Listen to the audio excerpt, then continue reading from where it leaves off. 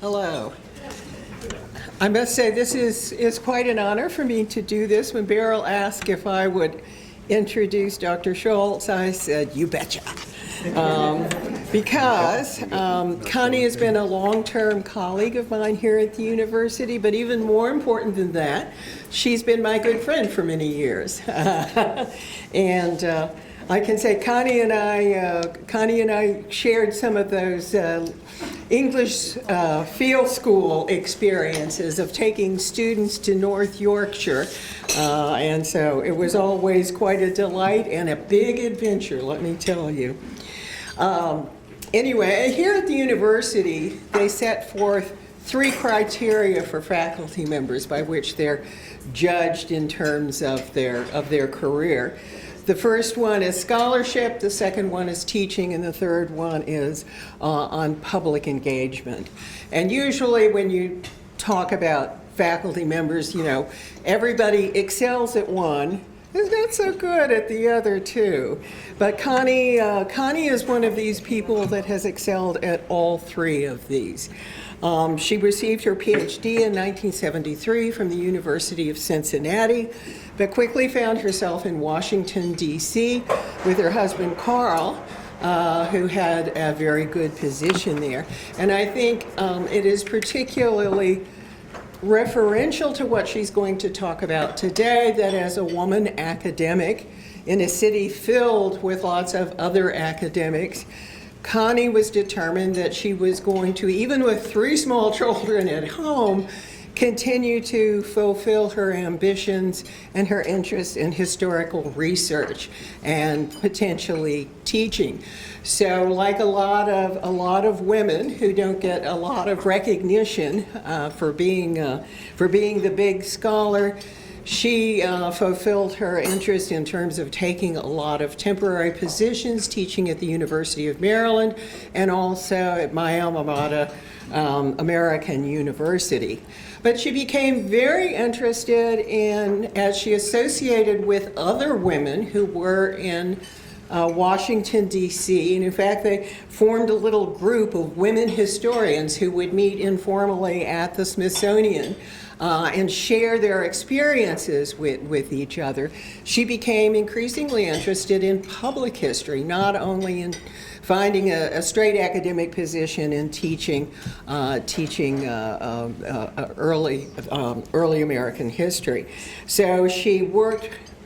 First of all, she had a position with the Booker T. Washington papers, and then in 1980 and 81, the documentary History of First Federal Congress. So her research, this is part of that whole, your experiences and your ability in terms of research. And of course, we will hear today of a lot of the things that she's accomplished in terms of documentary editing. I want to make a little slight segue here, and that is that archivists and librarians and documentary editors don't get a whole lot of credit. I was reading the list of the Pulitzers this week, you know, of all of these big historians who've received these awards, and I'll bet you every single one of those people who received an award for an outstanding historical publication relied on a librarian, an archivist, or on edited documents in terms of putting together their publication. So the things that Caroliniana does and things like Dr. Schulz does in terms of historical editing is just so important. So she certainly built her career over the years in terms of her academic research and her editing abilities. But she also came to the University of South Carolina in terms of the public history program.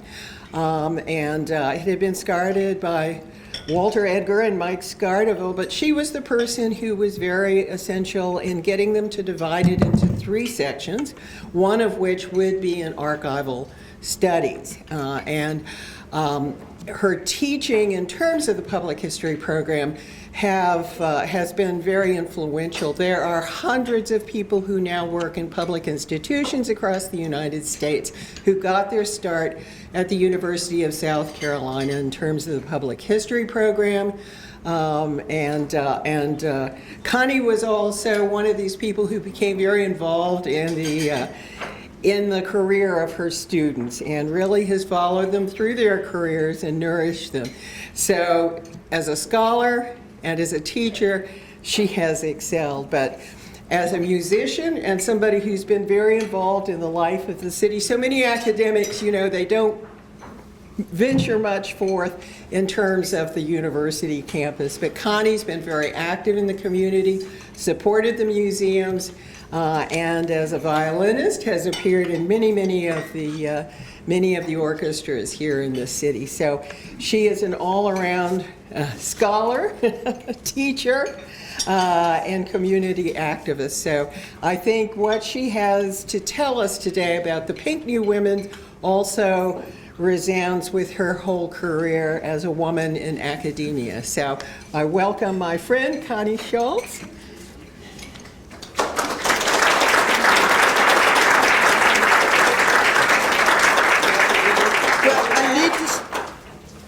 The mic is on, so I don't need to turn it on, and we're getting my PowerPoint ready, so I'll be able to run it. Thank you. You're welcome. I have to begin with a mea culpa. I am moving in a month, and so my mind is not always where it should be, and I meant to bring and have on display beforehand 2 books, one of which explains how I got to know about the Pinckneys in the first place. I was invited to participate in the book South Carolina Women and Their Lives, and there is a chapter on Eliza Lucas Pinckney and her daughter Harriott Pinckney Horry that was requested that I write this. And when I started going through, I said, we need to edit these papers. So I've marked that chapter. The other one is really a story that I will talk about in my talk, but I wanted you to see this amazing book, Yale University Press. And the story is, again, the importance that Lynn has talked about of scholarly editing.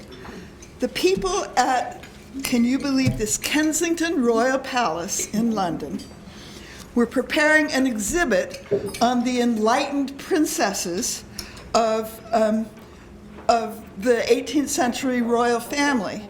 And they discovered that Eliza Lucas Pinckney had visited the Dowager Princess Augusta and written a long letter about it, and we had published that long letter. And they became so enamored of that story that they literally incorporated Eliza Lucas Pinckney into the core of their exhibit, a joint exhibit with Yale Art Gallery and Kensington Royal Palace in London, the home of the royal family. And they put together this gorgeous catalog. And Eliza's letter that I'm going to talk about is published both in our full transcription of it and in a facsimile reproduction of every one of its 7 or 8 pages. So I've marked with bookmarks the picture of Augusta in the front, and I'm going to ask my daughter, who went home and got it for me because I forgot to bring it. But the back is the story of Eliza. There's a whole chapter in the catalog about Eliza Lucas Pinckney in Kensington Palace in London as part of the story of the royal family. I thought you would all like to know that. So that's my kind of, before we start timing my actual talk. Okay. I first want to thank you for the wonderful introduction, Lynn. We will have to have a glass of wine, if not here in Washington, D.C. But I really do want to thank all of the officers of the Society and the Caroliniana staff for welcoming me to this event. And I actually had, let me see if I can get this to do it. This is the title of my talk. The staff and the Society have been crucial to the research and editorial work that I have been doing for the vast many years.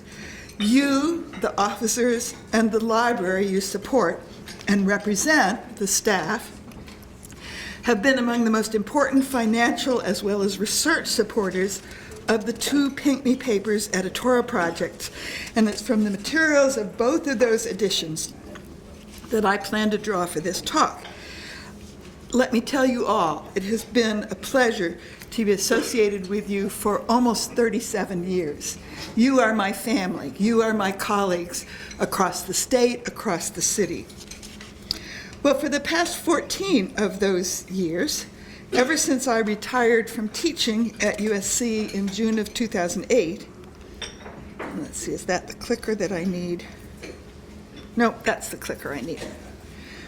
I have a new post-retirement identity as the senior editor of and the chief fundraiser for two Born Digital Scholarly Editions. In the early fall of 2008, we received funding from the National Endowment for the Humanities, NEH, and we began first editing the papers of two Pinckney women. Did the women first. Eliza Lucas Pinckney and her daughter, Harriott Pinckney Horry.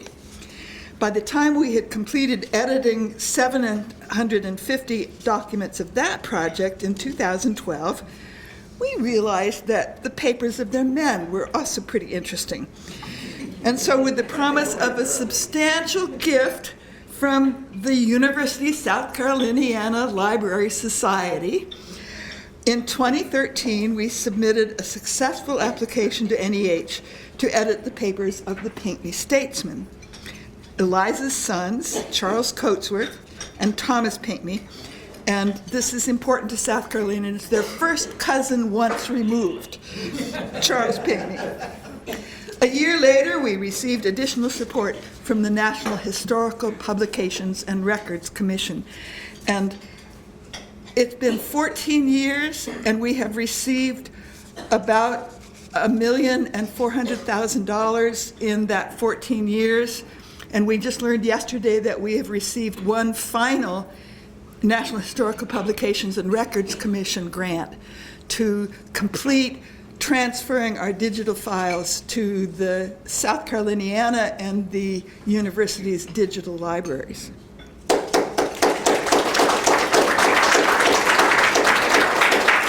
And we plan to finish the fourth volume of the Pinckney Papers of the Statesmen this fall by September. Well, we have to by September.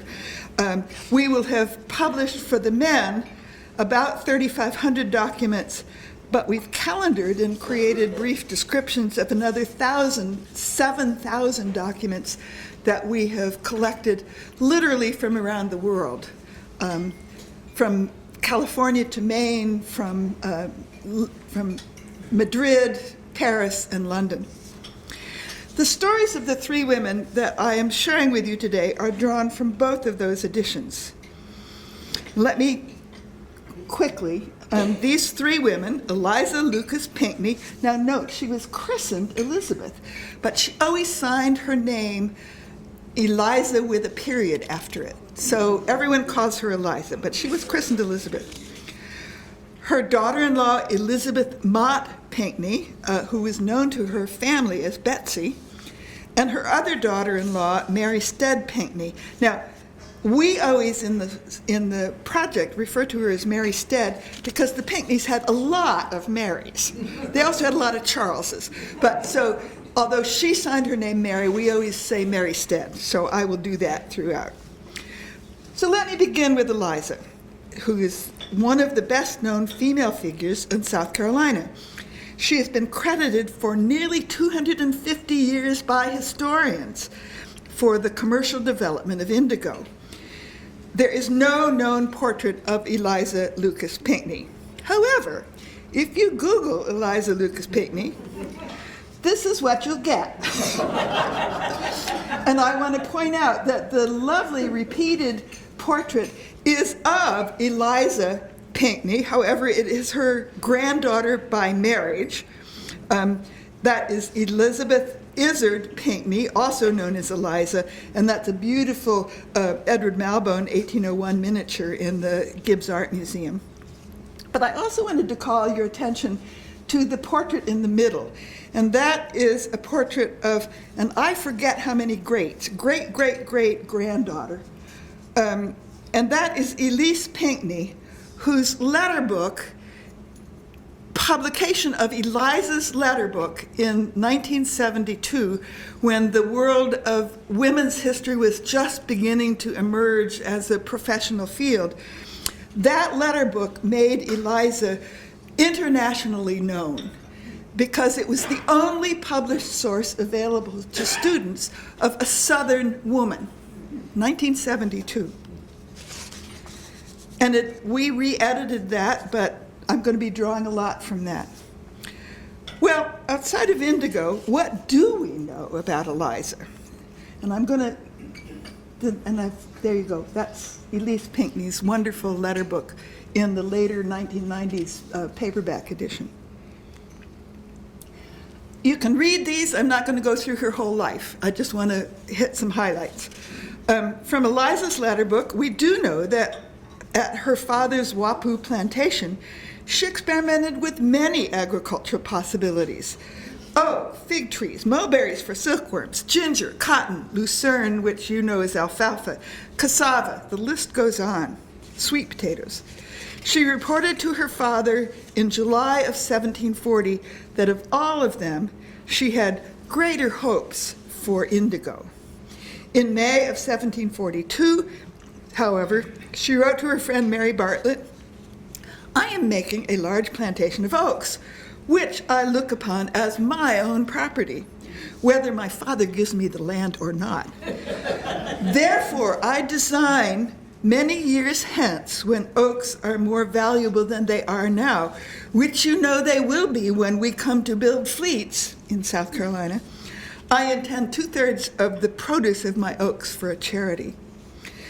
Well, after Eliza's marriage to Charles Pinckney in 1744, she was his second wife, and his first wife was also named Elizabeth, and died, and 2 years later he married Eliza. She continued to be active in the management of her father's 3 South Carolina plantations and the indigo on them, but she also refocused her energies on her children. She bore 4, only one of whom died in infancy, and the other 3 grew to be wonderful adults. In 1753, the Pinckneys moved to England, where he represented South Carolina as a special agent to the Board of Trade, and Eliza renewed her old friendships. And the 2 activities complemented each other very well. Their joint success led to a family decision in 1758 to return to South Carolina and to sell or rent Charles' plantations and to make their home permanently in England. So in May of 1758, 5 years after they'd arrived, they sailed back to Charleston with their 10-year-old daughter Harriott, leaving behind 7-year-old Thomas and 12-year-old Charles Cotesworth at school in London. The boys were not reunited with their mother for another 15 years. Sadly, in August of 1758, in visiting his Belmont plantation, Charles contracted malaria, and he died very shortly thereafter in Charleston. Eliza, instead of returning to England, remained in South Carolina as a widow for the remaining 35 years of her life, managing Charles's properties for her sons until, and I will say this, Charles Cotesworth Pinckney we refer to as CCP. Easy to say it. Easier than Charles Cotesworth Pinckney every time. CCP returned to South Carolina after finishing a study of law at the Middle Temple in 1769. She then lived either in her own house in Charleston or more often with her daughter Harriott Horry at Harriott's Hampton plantation on the South Santee, and this is now a South Carolina state park. Her descendant, Arthur Rutledge, sold the Hampton to the state, and it's now, you can go there and you can see her house, Harriott and Eliza. Eliza survived the American Revolution and watched family and friends rebuild their lives and fortunes, and saw her sons become military and political leaders. In 1792, she was diagnosed with breast cancer. Harriott helped her travel to Philadelphia in April of 1793 to seek a cure, but it was too late. She was too weak to undergo the treatment, and she died there on May the 26th in 1793. What I really want to talk to you about is Eliza's years in England as an adult. On April the 11th, 1753, Eliza, Charles, their 3 children, plus William Henry and Charles Drayton, who the grandsons of the governor, and a number of household servants, all set sail for Portsmouth. When they landed in Portsmouth 35 days later, the city was in the midst of an epidemic. Do we know about epidemics? So instead of landing, they went on to London. Eliza immediately arranged to have all 5 children quarantined and immunized by variolation against smallpox, which is a form of live virus is actually put, and you get the disease under a controlled condition. Once they were well, they lived briefly in London. Charles renewed his contacts there. Eliza renewed her old friendships, and she attended the theater. Her granddaughter remembered years later that Eliza said she never missed a performance with David Garrick. She went to every single performance he gave. Within a year, Charles had purchased a villa in the village of Ripley, a coaching stop in Surrey on the road to Southampton, which was then the naval headquarters, and near the home of Eliza's school friend, Catherine Martin, who was now Lady Carew. And I went in 2010, and that is actually my photograph of the house. As you see, the family believes that that tree, and the local people in Ripley believe that that was a tree that Eliza planted living there in the 1750s. Our favorite story of Eliza's years in England is of the visit that Charles and Eliza and 5-year-old Harriott made to Augusta, the Dowager Princess of Wales, and her young family at the Royal Palace at Kew, shortly after they had arrived in London in 1753. The next generation of the royal family was all in residence at Kew, and the pretext of the visit was for Harriott to bring to the 8 princes and princesses, aged from 2 to 16 years of age, a gift of the exotic Carolina birds. The real purpose, of course, was to impress on the sovereign's family the importance and value of their Carolina colony. Augusta's husband, Frederick, the Prince of Wales, had died in 1751. He's the one who was hit in the head with a tennis ball. His father, George II, was still on the throne, and his oldest son, that 16-year-old, eventually became George III in 1763. The Pinckney visit lasted several hours in a remarkable 7-page letter, and that's why I brought the book for you to see. Eliza wrote home describing her talk with Augusta, quote, with as much ease with her as with almost any of my acquaintance. Almost the same age, although separated by a great gulf in rank and status, the 2 young mothers discussed child rearing, wet nursing, slavery, the climate and agriculture of South Carolina. Eliza confessed to Augusta that she had been unable to nurse her own children. Augusta said, I couldn't either. And Eliza declared with pride, I told her we had nurses in our houses, that it appeared very strange to me to hear of people putting their children out to nurse. Princess Augusta, Eliza reported, seemed very pleased, but was, quote, surprised at the suckling blacks. The princess stroked Harriet's cheek, said it made no alteration in her complexion, and paid her the compliment of being very fair and pretty. A story that reflects some of the attitudes on both sides of the Atlantic of the enslaved servants that they had brought with them, but also of the many roles that African American women enslaved by Southern plantation holders, the roles they were called on to play. The letter, of course, is in extremely fragile condition. It's the first time in her surviving correspondence that Eliza referred to herself as an American. It was given by the South Carolina Colonial Dames to the South Carolina Historical Society recently, and that's why I was so interested in showing you that book, that it is known throughout the world, that letter. It is often claimed that Eliza brought to Princess Augusta, along with those Carolina birds that the young children were to enjoy, a dress made of silk, but more likely that happened later. She and Charles brought with them to London silk thread that had been spun by enslaved workers, mostly women, on their Belmont plantation, where Eliza had also planted mulberry trees, having tried them out at Wappoo. Her Belmont plantation home, which burned down during the American Revolution and was never rebuilt, eventually became the site of the Charleston Naval Facility, and there are still mulberry trees there, descendants of those planted by Eliza. The silk, of course, the thread was woven into cloth in elaborate dresses cut and fashioned from the cloth, and 3 such dresses were made and given, 1 to the princess and 2 to influential men in London, again, to promote South Carolina products. If Eliza's contributions in the 1750s were in promoting the agricultural production of her country, the contributions of her 2 daughters-in-law 40 years later were quite different. Both of Eliza's 2 sons were honored by assignments as ministers plenipotentiary. We were the United States. We did not have a king. Kings sent ambassadors.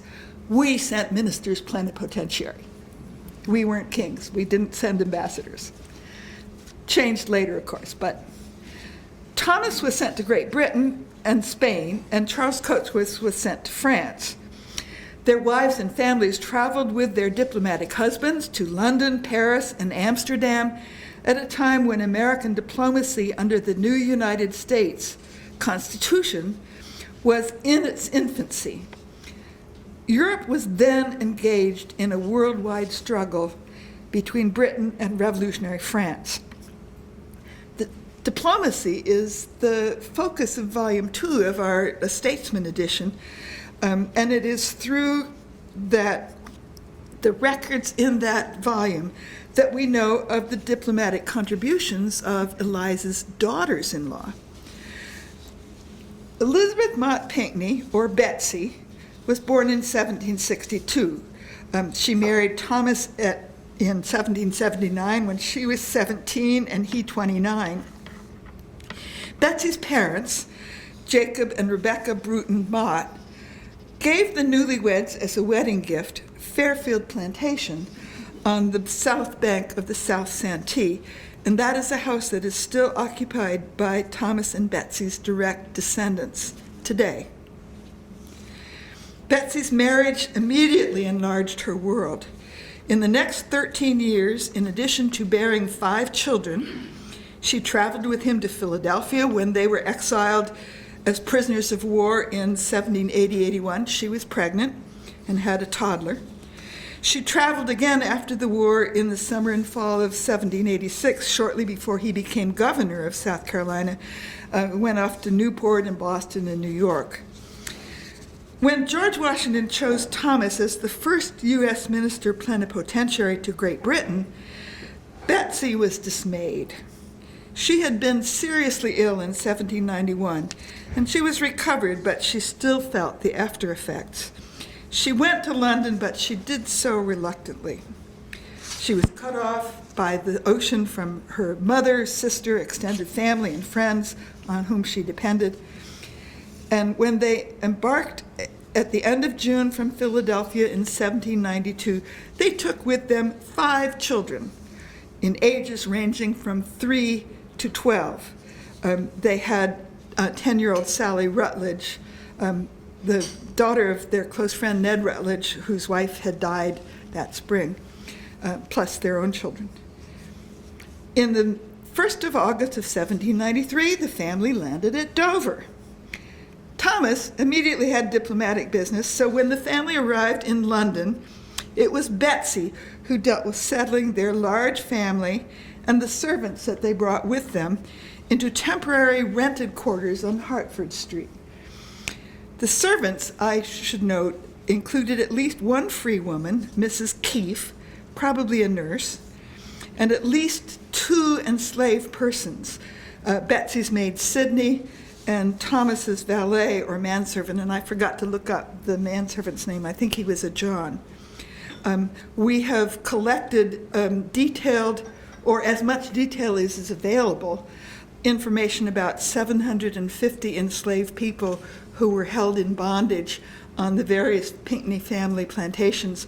And we are about to be releasing a website that our current graduate student has put together of the lists of the names of all of those people and where they were enslaved and their relationships to each other.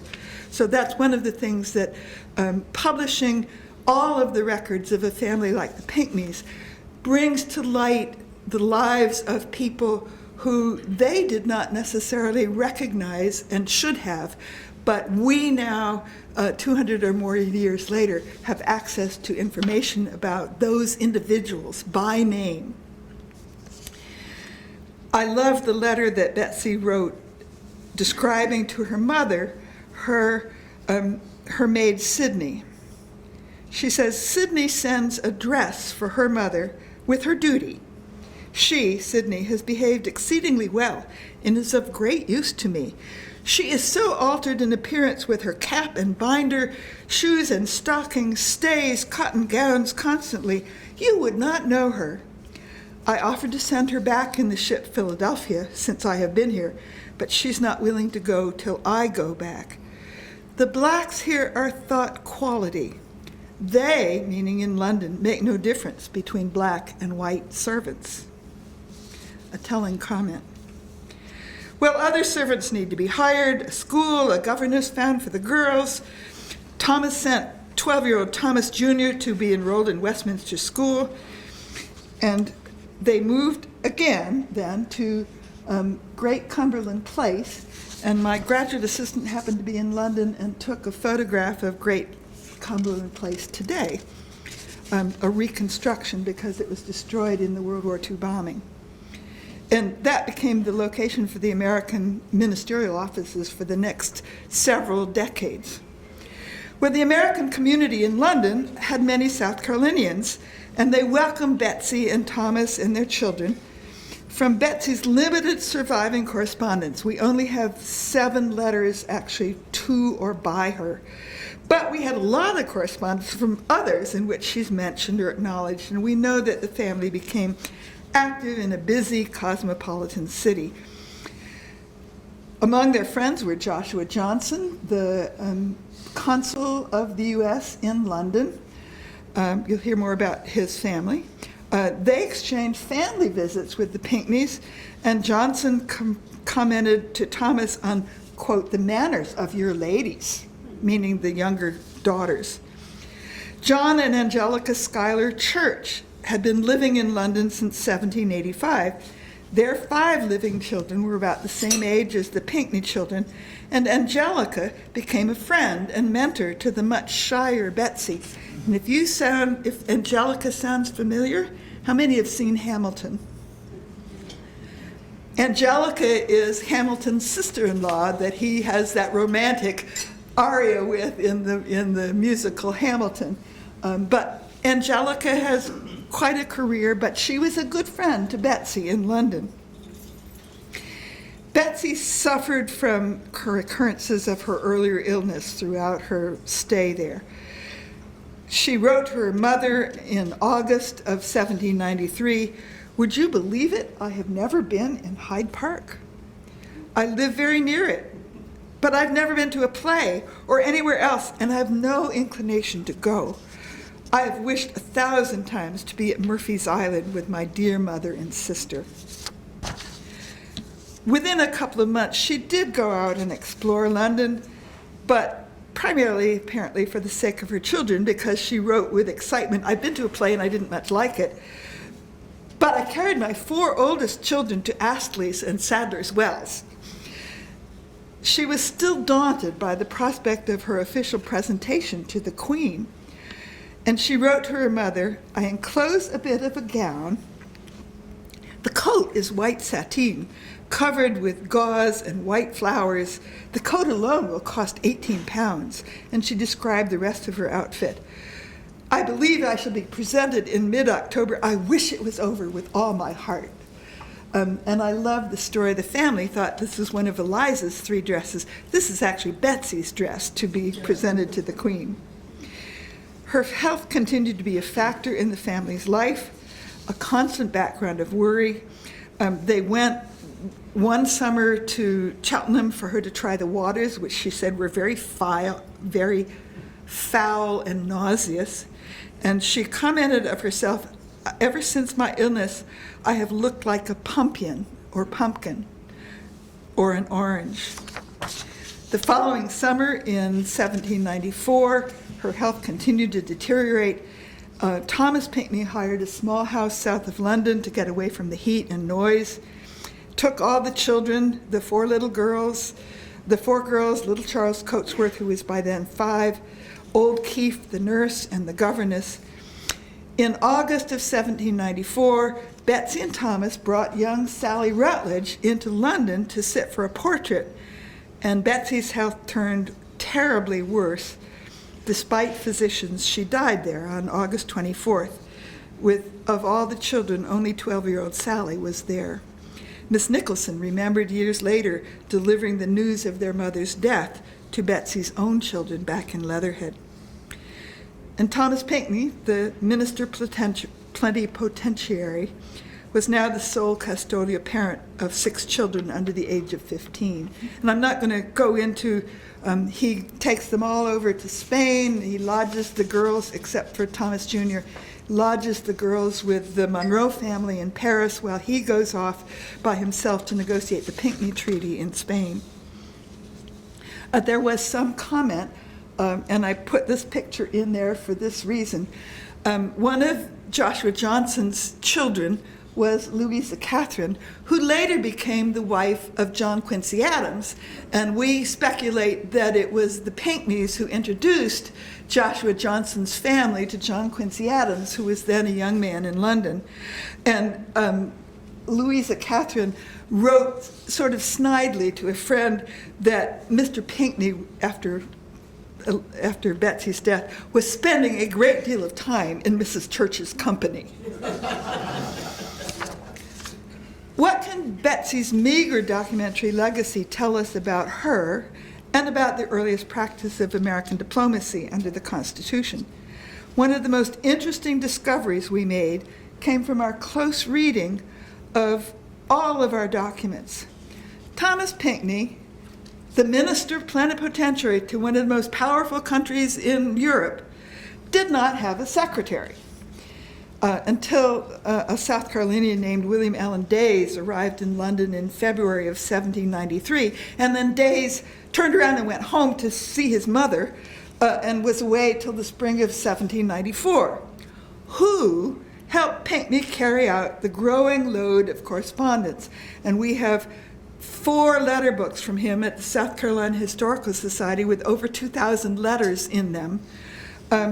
Who filed the letters, who wrote duplicate copies to put in the records, who pasted press copies of the responses. As we found more documents written by Betsy that we knew were by Betsy, we became confident of the identification of her hand on the docketing of many of the documents received before Day's arrival and during his absence, and indeed on some of the copies of letters that were retained in the records. Now, the ministerial offices and the family home were in the same building at Great Cumberland Place. Betsy not only managed a busy household and oversaw the daily lives and education of 6 children, she served as her diplomatic husband's file clerk and secretary. She frequently served as his hostess, despite her poor health. She was required by protocol to appear at his side in ceremonial occasions. The point is, Betsy was as important a part of the diplomatic team in London as her husband, Thomas. Well, I hope I still have a few more minutes. The diplomatic story of Mary Stead Pinckney is quite different from that of her sisters-in-law. Again, no evidence of any portrait of Mary Stead. She was the daughter of a wealthy Charleston merchant and extensive landowner with plantations in South Carolina and Georgia. She was the granddaughter of longtime colonial South Carolina Governor Robert Johnson. Like the Pinckneys, the Steads were related to half the elite planters of South Carolina. George Rogers, who some of you will remember, once said of Charleston that it was one vast cousinage. Somewhat true of the whole of the state of South Carolina. Stead had moved his family to London in the late 1750s, and Mary, born in 1752, was raised there and in Paris when the family moved to France during the American Revolution, only returning to the U.S. after the war.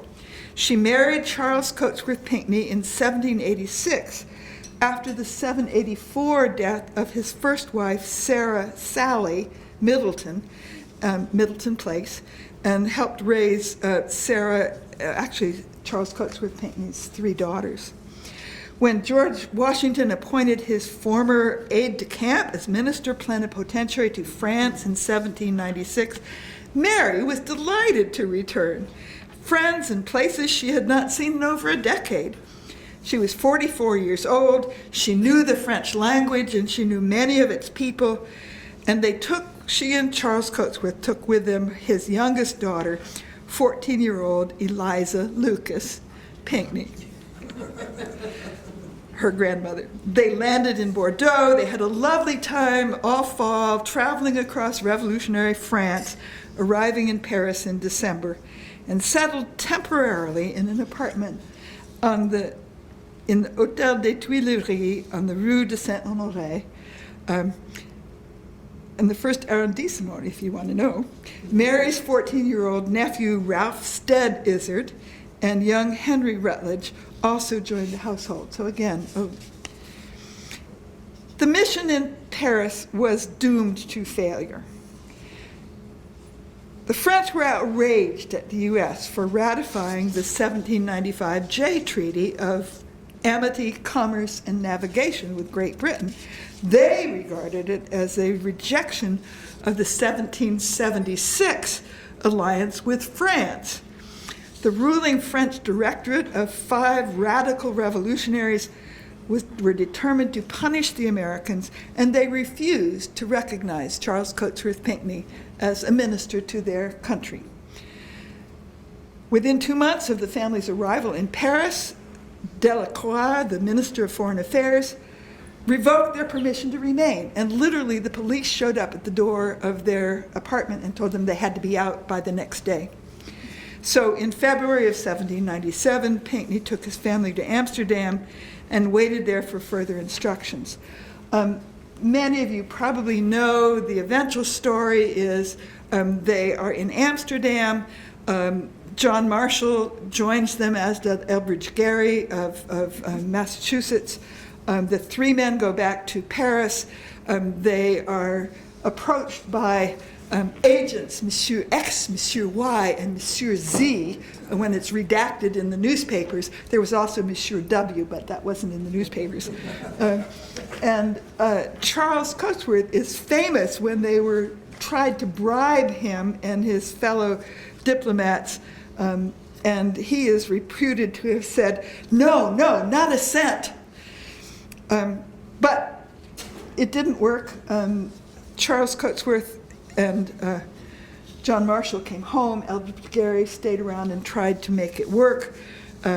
Eventually, what happened is the Americans and the French very nearly go to war. John Adams basically lost the election over refusing to go to war. Managed to get the Convention of 1800, which brought peace from what was called the quasi-war with France, mostly a naval war in 1799. Well, throughout all of this drama, and I'm nearly done, I need to tell you about Mary Stead. She was a keen observer, a loyal, perceptive, supportive spouse. The Izards had lived in Paris during and after the Revolution, And she developed close friendship with this cousin who was 16 years younger than her.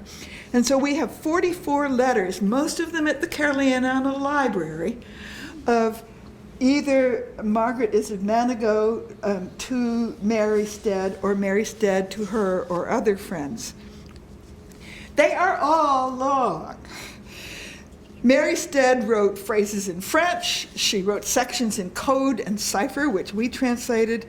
They have descriptions of the countryside they passed through, the gardens she visited, her home in Paris and Amsterdam, and their expenses, the homes and furnishings of her friends, the fashions of women's dresses, the arrangement of the rooms, the food, and the games played at parties she went to, discussions of plays, operas, concerts, books she'd read, gossip about the life and stories of the people to whom she was introduced. 2 of her young friends in Paris gave birth. Mary described their pregnancies, the discomfort, the medical attempts to allay that discomfort, and then the successful birth of these children. These letters and her descriptions of medical advice associated with her stepdaughter Eliza's months-long recovery from the measles give an intriguing picture of medical practices in Europe in the late 18th century. And I want to share a letter that made us laugh out loud. They're in Amsterdam. She writes, "For these past several days, I have been fancying a walk on the Scheveling beach, a very delightful thing. This is August, it's hot. I succeeded in prevailing on General Pinckney to accompany me thither. At 7, I think it's 7 at night, because it's August, we all 5 stuffed into a coach and drove along the avenue to Scheveling. We tried to prevail on the coachman to go down to the beach, but neither bribes nor entreaties availed. We then got out to walk, and after walking 100, she wrote miles and crossed it out, and then rewrote yards.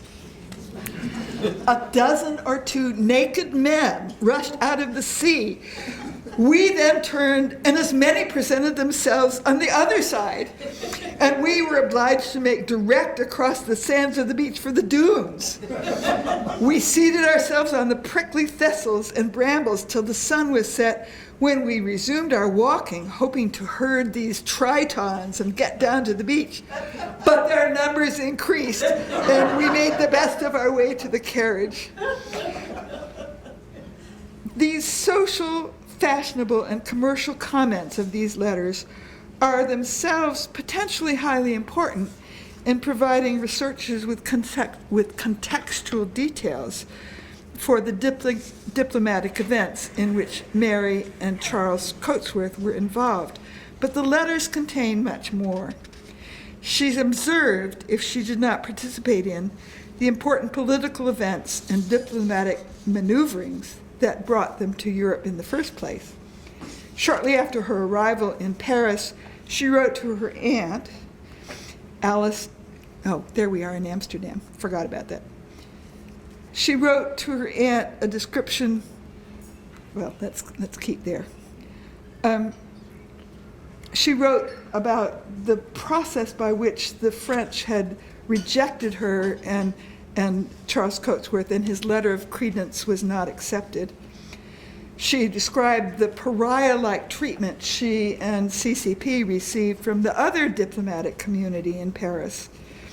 In Amsterdam, she complained of boredom, but then she wrote, "There does not seem to be any bustle in this great city. It is as quiet as Charleston.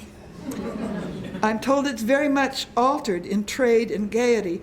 The French had just invaded the Dutch provinces, seized them, and installed their own government over the Dutch. And that's what was going on in Holland. Perhaps my mind," she said, "is too much engaged by what passes in the political world, in which our dear country is so much interested, too engaged to receive much amusement from sights." And let me finish with this letter that is in the South Caroliniana. She was describing attending the Batavian National Assembly, which had been required by the French to draw up a new constitution to recognize France as the true ruler of Holland. Her letters says about this event, she says, Mrs. Marshall had not been to The Hague. Her husband's eldest brother is one of the commissioners appointed to act with General Pinckney. War, my dear cousin, is a dreadful scourge. And I believe I love ease and hate inconvenience as much as anybody.